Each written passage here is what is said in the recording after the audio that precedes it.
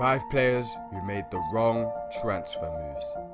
In my opinion, of course. Alright guys, Anderson talks today about 5 players who made the wrong transfer moves. It's transfer season, so of course there's going to be some big movers and there's going to be some guys you're just thinking, what the hell are you doing? And in this list, that's what we are doing. Kicking us off at number 5. This is no in particular order, by the way. I should have mentioned that. I'm sorry. Number 5, Mario Gotze. Now, even though it was a highly anticipated transfer, because you know how Bayern like to run the Bundesliga, they see best players not playing for their team, they're like, oh, let's buy them. Let's pay £37 million for a young Mario Gotze who is doing bits at Borussia Dortmund. Because with Borussia Dortmund, and along with teammates such as Marco Reus and Robert Lewandowski, Mats Hummels and them, man, Dortmund were serious contenders in the Bundesliga, winning it twice in a row in 2011 and 2012. They even got to a Champions League final where they were unfortunately beaten by Bayern Munich 2-1 in 2013. And as I've said, Bayern Munich swooped in and took Mario Gotze from Dortmund's hands. It was a questionable transfer in itself because they were hot rivals and Mario Gotze was one of Dortmund's best players. So at the time, it really didn't make a lot of sense. Bayern Munich, of course, always have a stacked team, so it's always going to be difficult to fit in unless you're a world-class player, which Mario Gotze may have been close, but wasn't at the time. Which is why you struggled to find game time, and which is why he rode the bench a lot of the time during his stint for the Bavarians. He was young, and obviously he realized the mistake that he done, turned the Dortmund fans against him, stagnated his career just a little bit, and now he is trying to recapture his form that saw him move to Bayern Munich and that saw him come on and score the winning goal for Germany in the World Cup final. He's gone back to Dortmund last summer, and look, I'm not saying that he never did anything right in the Bayern jersey. He had some moments, of course he did. Most players do have their moments in bad transfer situations, if you get what I'm saying. But in this case, it was just the wrong move to make. He was comfortable at Dortmund. They were competing for trophies. Jurgen Klopp was still their manager. He was great, apart from his last season, but another topic for another video. Mario Gotze features on this list at number 5. Number 4, Jack Rodwell. 2017, nobody's talking about Jack Rodwell, and that's just the unfortunate truth. Unless he's injured or in the news for an absurd reason, nobody generally talks about Jack Rodwell. But if you go back just a few years ago when he was at Everton, he was a prospect. He was England's future captain. He was everything under the sun. That was Jack Rodwell. And rightly so, because he was an extremely talented central midfielder who was coming through the ranks at Everton. And you know Everton and their youth, they've produced some big names. Wayne Rooney, Ross Barkley, even though he's been a bit meh as of recently. They produced some big guys, and it looked like Jack Rodwell was looking to be the next up. But what happens next? Of course, Manchester City, they need some English players. They'd be like, hey, Jack Rodwell, you're young, you fit our criteria. Come to us, sign for us, be on the bench. Because that is what happened to Jack Rodwell. That seems to be a theme in these transfers, or is it just me? Anyway, Jack Rodwell's time at Manchester City, my opinion, was totally wasted. From 2012 to 2014, he only played 16 times in the league alone. In 2 seasons, he played 16 times. In all competitions, he played 25, which for future England international and for one of the country's top prospects, that's poor.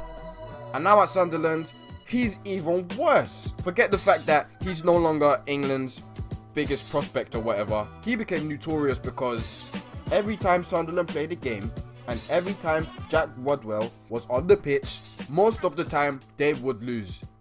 There's a crazy fact of a losing streak with Jack Rodwell. I can't remember it. Wish I did. I'll put on the screen if I can find it. But that goes to show all you English talents that don't go chasing the money. Don't jump at a big club too fast, too soon. Just wait, your time will come. Don't end up like a Jack Rodwell. Don't end up like a Scott Sinclair. Even though Scott Sinclair, Celtic, I see you. I see you. Number 3 on this list, Samir Nasri. Samir Nasri at Arsenal, baller. Straight up, he was a baller with him and Van Persie and Fabregas. That squad was nice. I ain't gonna lie. It was brilliant. And it could have still been brilliant if Samir Nasri was still there. But is that the case? Come on, he wouldn't be on this list if he was still there. He made a very sketchy, a very controversial move to Manchester City in 2011. Excuse me, 2012, sorry. Oh no, it wasn't 2011, my bad. For £25 million and a ridiculous wage that I just don't know, too inconclusive. But it was a lot of money, trust me. He wouldn't have left if it wasn't for the money. Samir Nasri is now hated by not only Arsenal fans, but most fans alike for his acts. Because he knew himself that if he had stayed at Arsenal, he could have done something special. But hey, he wanted to win trophies, which, to be fair, he did at Manchester City. He won a league, he won an FA Cup, he won a few things. But at what cost? Because, you know, he didn't feature as prominently as he would have liked to. You know, he got injured more often than he would have liked to. You know, at his time at Manchester City, it was just He showed sparks of form that got the applause of the Arsenal fans, got the applause of the Marseille fans when he was there. He was a baller at Marseille, by the way. He was amazing. But at Manchester City, never really fit the bill. Even Pep Guardiola saw it pre-season. He said he was too fat. You're not playing for me, mate. You're going out on loan to Sevilla. And with the drip doctor situation, and to be fair, I don't know how he's playing in Sevilla. Let me know in the comments if he's actually doing bits. But Samir Nasri, you're on this list for a reason, son. You should not have moved to Manchester City. You got your trophies, you got your money. But your reputation, I'm not gonna lie, it is in tatters. His international career as well, let's just not talk about that. Didier Deschamps does not like him. He doesn't like Didier Deschamps. Next person. Number 4 on this list, Alex Song. Arsenal players moving for a lot of money to supposedly more successful clubs. I guess not everybody can beat Van Persie, you know. But Alex Song, credit where credit is due. He won a lot at Barcelona and probably got paid a lot in the process. But be realistic. Was he ever going to turf Busquets? Was he ever going to turf Iniesta? Was he ever going to turf Xavi? Even though he was aging, come on. Xavi, Iniesta, Busquets, that trio, unbreakable. So when Alex Song tried in 2012 to break that trio and claim a place in Barcelona's starting 11, you already knew from the get-go, it was not going to work. He was establishing himself in the Premier League as one of the best central midfielders. And it would have made a lot of sense for him to stay at Arsenal and help them move their club forward, because they're in a good position right now to even challenge for the title. Say if Alex Song was still here, and he still continued his form from 3 years ago, then hey, you never know. But at Barcelona, it's the same story as Samir Nasri and Jack Rodwell when he was at Manchester City. He rode the bench a lot and he did not play as much as he wanted to, which meant he jumped from club to club. He was at West Ham for a little bit. He's now in Russia playing for Rubin Kazan. Come on, Alex Song, come on, man. He announced his international retirement, age 27. Another mistake, because he wanted to build a future with West Ham. He's no longer at West Ham. But hey, there's a reason why he's on this list. Alex Song, he is here. At number 1, Radamel Falcao. Do you lot remember that Falcao that was in Team of the Year 2013? Do you remember that Falcao at Atletico Madrid, even at Porto? He was a beast. At the time, you could argue that he was the best striker in the world. His goal scoring records were amazing, because this guy was masterful at headers. He could finish. His finishing was A1. Inside the box, outside the box, Falcao could do it all. And that was the Falcao that Colombians and just football fans alike, they loved. So when he moved to Monaco for £50 million, people was like, huh? Falcao, you're at Atletico Madrid. You can compete in a few years for the league, which they did when he left. Assuming the right pieces come around you, why move to Monaco with not a big fan base and not much of a big stadium? But they just got a lot of money at the time. They splashed out on Moutinho, they splashed out on James Rodriguez, and of course Falcao. 50 million, he got a large pay sum as well for wages. And to be fair, first few months, he was doing okay. He was doing alright. He was just a Falcao of Falcaos. Then he got injured. I believe it was an ACL injury, don't quote me on that, but it was something to do with his knee.